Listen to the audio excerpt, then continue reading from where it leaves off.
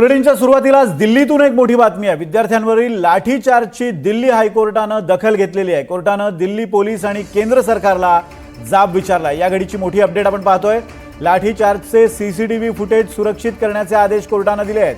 Police आणि सरकारला 4 आठवड्यात आपलं उत्तर सादर करण्याचे निर्देश सुद्धा दिल्ली हायकोर्टानं दिलेत। या घडीची मोठी अपडेट आपण पाहतोय। हायकोर्टानं एकूणच सोमवारच्या या आंदोलनाची आणि त्यात झालेल्या लाठीमाराची गंभीर दखल घेतलेली आहे। सरकारला आणि पोलिसांना फुटेज सुरक्षित ठेवण्याचे आदेश दिलेले आहेत। आवेश तांदळे आपले प्रतिनिधी या संदर्भात आपल्याला अपडेट्स देत आहेत। आवेश, ही दखल सुमोटो घेतली आहे की कुणी या संदर्भात याचिका दाखल केली आहे? नक्कीच विनोद, आपल्याला माहिती आहे 2 दिवसापूर्वी ज्या प्रकारे पोलिसांनी लाठीचार्ज केला किंवा विद्यार्थ्यांनी पोलिसांवर हल्ला केला, या दोन्ही प्रकारे राजकारण चालू। विरोधक पोलिसांवर आरोप करत असताना सत्ताधारी सुद्धा त्या आंदोलनावर आक्षेप नोंद केलं होतं। त्या पार्श्वभूमीवर एका याचिकाकर्त्याने याचिका दाखल केली होती हायकोर्टात। त्या प्रकरणी हायकोर्टाने केंद्र सरकारला याबद्दल जबाब तर मागितलाच आहे।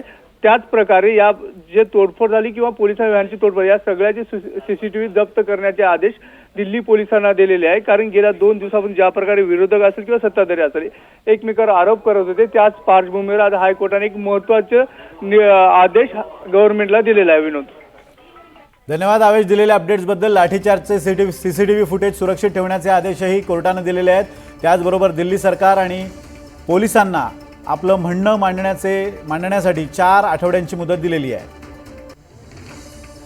केंद्र सरकार आणि दिल्ली पोलिसांना आपलं म्हणणं मांडण्यासाठी 4 आठवड्यांची मुदत कोर्टाने दिलेली आहे। या सगळ्या प्रकाराची कोर्टाने गंभीर दखल घेतली आहे। दिल्लीत लाठीचार्ज झाल्याच्या प्रकरणाची कोर्टाने गंभीर दखल घेतली आहे। या संदर्भात एक याचिका दाखल झाली होती।